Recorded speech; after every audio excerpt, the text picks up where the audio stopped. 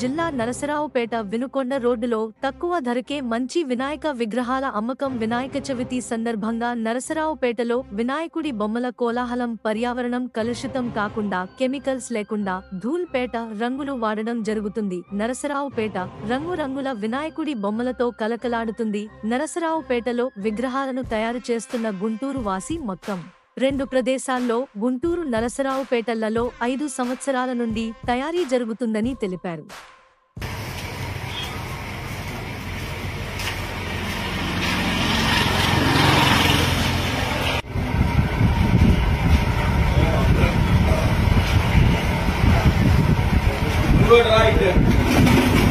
Bueno,